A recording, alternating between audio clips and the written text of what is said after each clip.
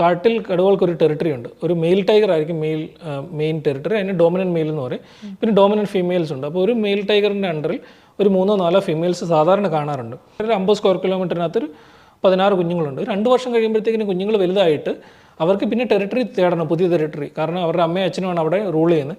അവർ വെളിയിലോട്ട് വന്നു കഴിയുമ്പോഴത്തേക്കിന് അവർക്ക് പ്രത്യേകമായിട്ട് പ്രോമനൻ്റ് ആയിട്ട് ടെറിട്ടറി ഇല്ലാത്തവരാണ്.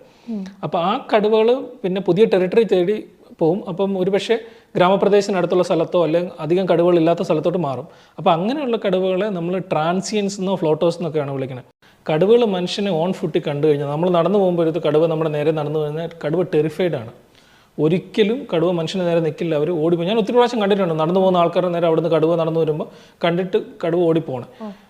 പിന്നെ രണ്ടാമത്തെ കാര്യം, ഇത് കടുവ മനുഷ്യനെ അറ്റാക്ക് ചെയ്യാൻ തന്നെ കാര്യം. ഒരു എക്സാമ്പിൾ എടുത്തു കഴിഞ്ഞാൽ, ഒരു കുറേ മാസങ്ങൾക്ക് മുമ്പ് വയനാട്ടിൽ ഒരാളെ കാപ്പിത്തോട്ടത്തിൽ പുല്ല് പറിക്കാൻ പോയ ഒരാളെ കൊന്നൊരു. അപ്പം നിങ്ങൾ ആ വീഡിയോ ശ്രദ്ധിച്ചറിയാം. കാപ്പിത്തോട്ടത്തിനകത്തൂടെ പോയിട്ട് നല്ലൊരു ഓപ്പൺ സ്ഥലത്ത് ഗ്രാസ് ലാൻഡിനകത്ത് നിന്നിട്ട് ഇദ്ദേഹം പുല്ല് ചെത്തിയത്. അപ്പം ഒരു കടുവയുടെ ഭാഗത്തു നിന്ന് ചിന്തിച്ചാൽ, ഒരു പ്രിഡേറ്ററിൻ്റെ ഭാഗത്തു നിന്ന് ചിന്തിച്ചു കഴിഞ്ഞാൽ, ഈ കാപ്പിത്തോട്ടം എന്ന് പറഞ്ഞാൽ ഏറ്റവും ബെസ്റ്റ് ഹാബിറ്റായിട്ട് ഒരു എവർഗ്രീൻ ഫോറസ്റ്റ് പോലെ നിൽക്കുന്ന സ്ഥലമാണ്. അതിൻ്റെ നടുക്കാണ് ഈ നല്ലൊരു പുൽമേടുള്ളത്. അപ്പോൾ പുൽമേടിൻ്റെ പ്രത്യേകത അവിടെ ഇഷ്ടംപോലെ മാനുകളും പന്നികളും ഒക്കെ ഇര തേടാനായിട്ട് വരുന്ന സ്ഥലമാണ്.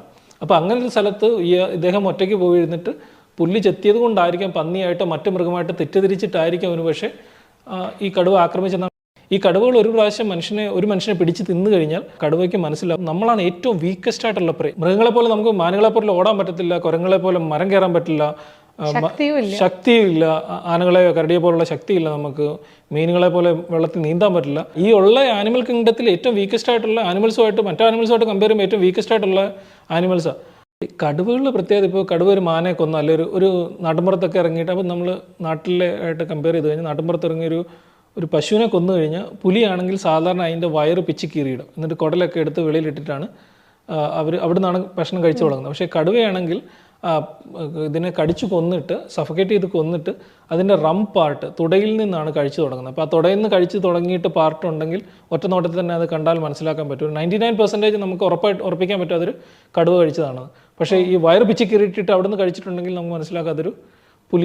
ഇപ്പോൾ ഒരു 10 വയസ്സായിട്ടുള്ള ഒരു ആൺകടുവയുണ്ട്, ഒരു 11 വയസ്സായിട്ടുള്ള ഒരു ആൺകടുവ ഒരു കാട്ടിലുണ്ട്, ഒരു ഡോമിനൻറ്റ് മെയില. അപ്പോൾ പുതിയൊരു യങ് ആയിട്ടുള്ളൊരു ടൈഗർ, ഒരു 3-4 വയസ്സോ അല്ല 5 വയസ്സുള്ള ഒരു പുതിയ കടുവ വന്നിട്ട് ഈ ഓൾഡ് കടുവയെ ഇവിടുന്ന് ഓടിച്ച് കഴിഞ്ഞിട്ട് ആ ടെറിട്ടറി ടേക്ക് ഓവർ ചെയ്ത് കഴിഞ്ഞാൽ, ആ ഓൾഡ് കടുവയെ പിന്നെ തിരിച്ച് ഈ ടെറിട്ടറി കുറവായിട്ടുള്ള സ്ഥലത്തോട്ടോ അല്ല ഈ ഗ്രാമപ്രദേശത്തോട്ടൊക്കെ വരാറുണ്ട്. അപ്പോൾ അങ്ങനെയുള്ള കടുവകളും തിരിച്ച് നമ്മൾ ട്രാൻസിയൻസും ഫ്ലോട്ടേഴ്സ് എന്ന് പറയും. ഇങ്ങനെയുള്ള കടുവകളാണ് മെയിനായിട്ടും പ്രശ്നങ്ങൾ ഉണ്ടാക്കാറുള്ളത്.